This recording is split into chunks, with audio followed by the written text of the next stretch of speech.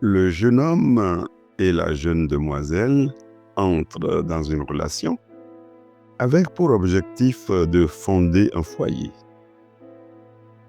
Les jours passent et ils se construisent leur château en Espagne, comme c'est souvent le cas.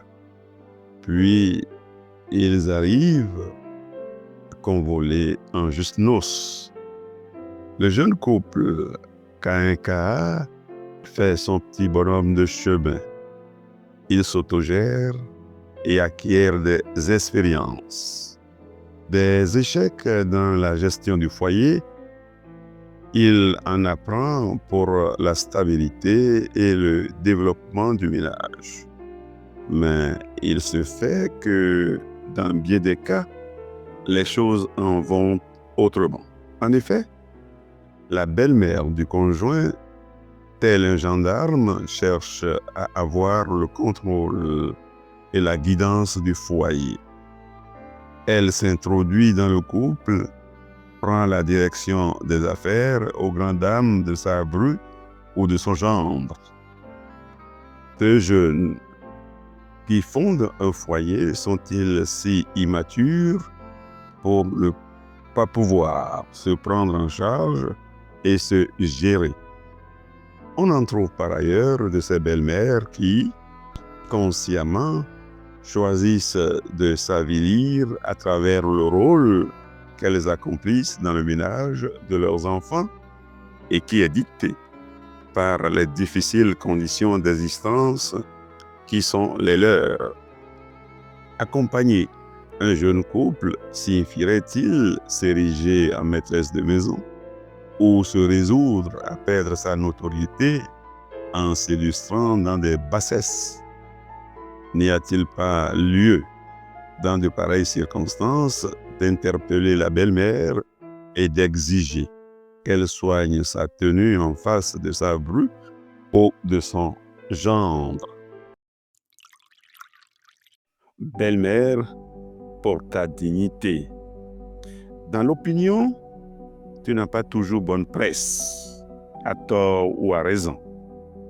Ton image, souvent écornée, mérite d'être restaurée. À toi de jouer ton cœur. La présente réflexion est inspirée de deux constats, parmi tant d'autres, deux situations vécues qui méritent d'être étudiées et analysées, deux études de cas donc. Première situation. Une sexagénaire a comme gendre un cadre supérieur. Le monsieur et sa femme ont fondé une famille qui a donné naissance à 5 enfants. La dame, une couturière de profession, a délaissé son métier et s'est donné désormais comme activité principale le transport scolaire de ses enfants. Sa mère, ou la belle-mère du monsieur, appelée à vivre au domicile du couple, s'occupe de la cuisine, ce qui permet à madame, monsieur ainsi qu'aux enfants, donc à la famille, de se régaler à temps. C'est donc à la belle-mère qu'incombe la lourde tâche de nourrir sa fille, mère de ménage, son mari et leurs enfants. Deuxième situation. Elle concerne un couple d'une vingtaine d'années de mariage et fort de 3 enfants. La femme, sans activité professionnelle, se consacre aux travaux domestiques. Le mari, un entrepreneur, à la faveur des activités de son entreprise, de sorte que la vie en famille est relativement aisée. Un jour, une dispute éclate entre les mariés. L'homme en profite pour donner libre cours à des escapades. Pratiquement, plus d'échanges entre l'homme et sa femme. La libido placée dans la zone rouge. La mère de l'époux se substitue à sa bru dans la préparation des mets pour son garçon.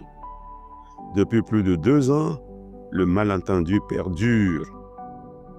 Voilà 2 situations dans lesquelles s'illustrent de façon malencontreuse deux belles-mères.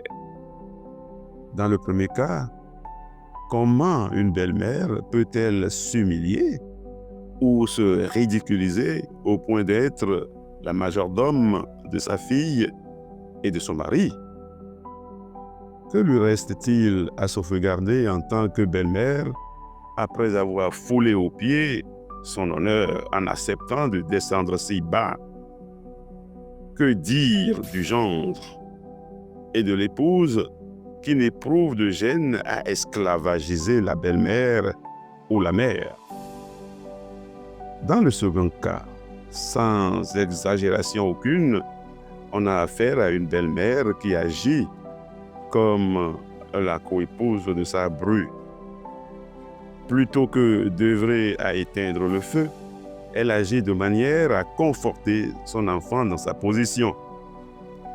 Le mari croit bien agir en s'interdisant d'adresser la parole à son épouse et en se privant de tous les services qu'il est en droit d'avoir d'elle. Voilà les faits. À chacun de les analyser. Qu'est-ce que je retiens? Sinon que certaines belles-mères sont constamment dans l'indignité de par leurs agissements. Quelque difficiles soient vos conditions d'existence, il n'est pas acceptable que belle-mère, vous descendiez aussi bas en vous transformant en domestique de votre fille, de votre gendre et de leurs enfants. Par ailleurs, il n'est pas normal qu'une belle-mère s'autorise à faire la cuisine à son fils marié pendant que sa femme ne demande qu'à se mettre à son service. Belle-mère, tâchez de vous mirer.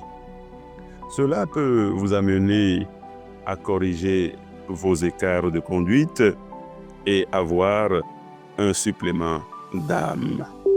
Nous sommes à la fin de cette vidéo. N'oubliez pas de liker, de vous abonner et dites-nous en commentaire si vous avez déjà survécu à une relation conflictuelle avec votre belle-mère.